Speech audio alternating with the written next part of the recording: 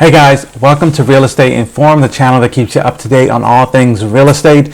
Today we're going to talk about cap rate. I got a question about cap rate, what it is, how do you calculate it, and sometimes it confuses people as to cap rate versus cash on cash return. So we're going to get into that. Okay, so what is cap rate? Cap rate is essentially if you buy a property all in cash, what would you make the first year of that property? What would be your return? That's cap rate. Why do they use cap rate? The reason agents and people selling their mostly commercial properties, sometimes duplexes and fourplexes, but mostly larger apartment complexes, commercial buildings, the reason they use cap rate is to add a value to the cap rate. Now a cap rate can be 5%, a cap rate, it could be a 10 cap, which is 10% return in the first year.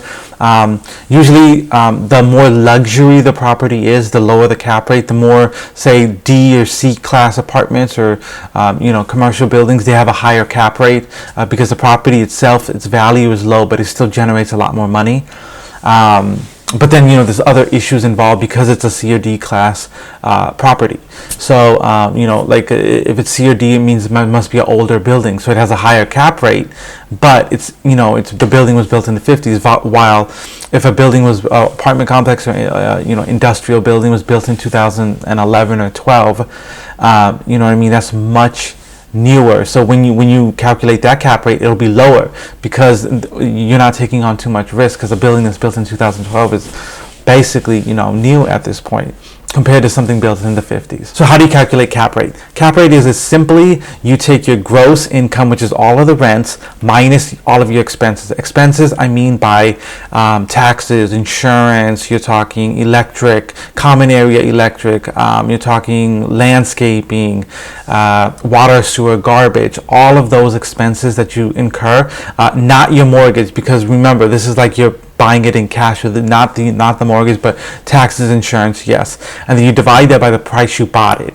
and the rate that you get, you'll get a percentage. And obviously you got to move the decimals over 2 times to get the percentage.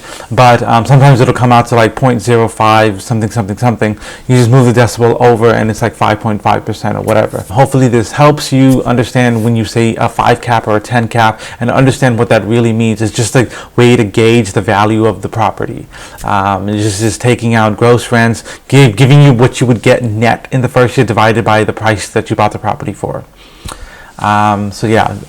Please like, subscribe. If you have any questions, leave them below, and I'll answer them on my next video. All right, thanks guys, bye.